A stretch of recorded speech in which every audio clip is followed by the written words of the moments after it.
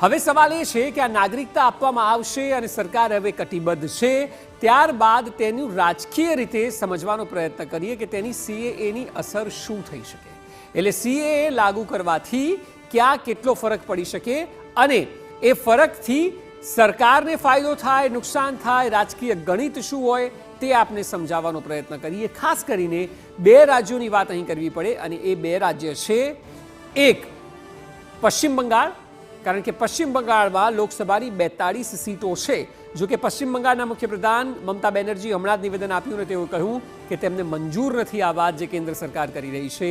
પશ્ચિમ બંગાળમાં 30% મુસ્લિમ મતદારો છે, એટલે જે રાજ્યોમાં મુસ્લિમો વધારે છે ત્યાં સીએએને લઈને રાજકીય હલચલ પણ જોવા મળશે। આસામ, ત્યારબાદ આસામમાં આપને યાદ હશે કે દિલ્હીમાં અને આસામમાં બંને જગ્યાએ વિરોધ પ્રદર્શન ખૂબ થયા હતા।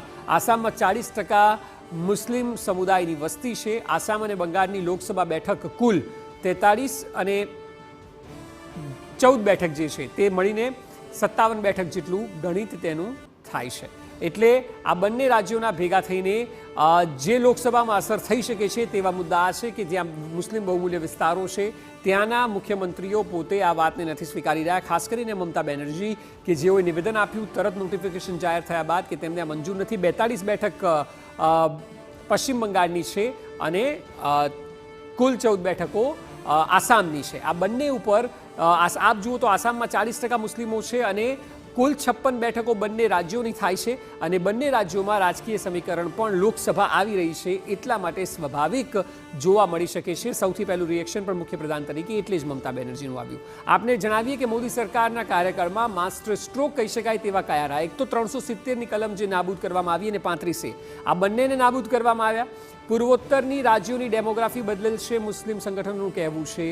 સીએએના વિરોધમાં જે લોકો છે તેમનું આ કહેવું છે। આપણે માસ્ટર સ્ટ્રોકની વાત કરી રહ્યા હતા જે 370ની કલમ છે।